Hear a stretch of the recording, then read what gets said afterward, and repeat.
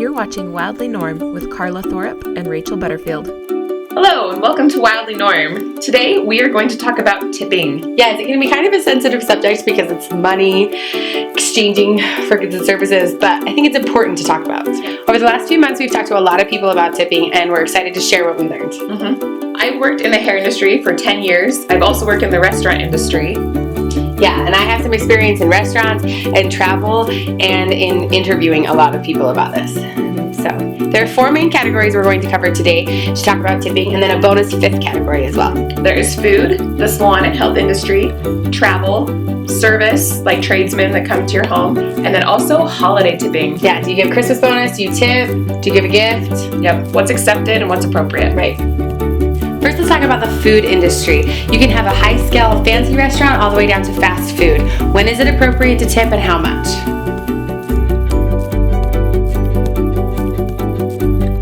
At your coffee shop, just giving your extra change can cover 10% of your bill. While there's no obligation at fast food, it might be nice to tip an extra 10% if they went above and beyond.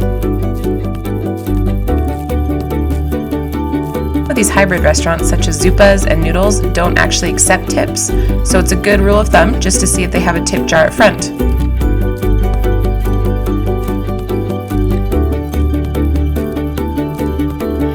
Next is the salon and health industry. You may already be tipping when you get a haircut, but do you tip at places like when you get a massage or even your personal trainer? The entire salon and spa industry is a pretty standard 15 to 20%. It's not standard to tip your personal trainer or nutritionist, but it is a nice idea to give them a holiday bonus or a birthday present. Now we have the travel industry. You have at the airport, you have taxi cabs, hotels. What do you do in these situations? At the airport, be sure to note how many bags you have if the SkyCap is helping you. Be sure to tip the doorman, especially for unloading your luggage and bringing it inside. And while asking the concierge for information should be free, if they go above and beyond in getting you tickets or some other service, please tip.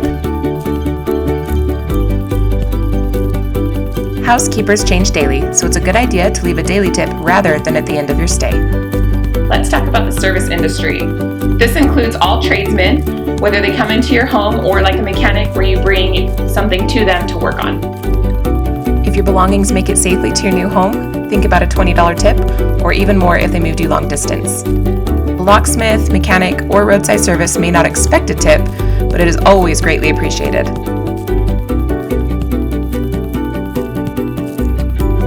And for the 5th bonus category, holiday tipping. Do you tip with cash, a gift? What's the protocol here?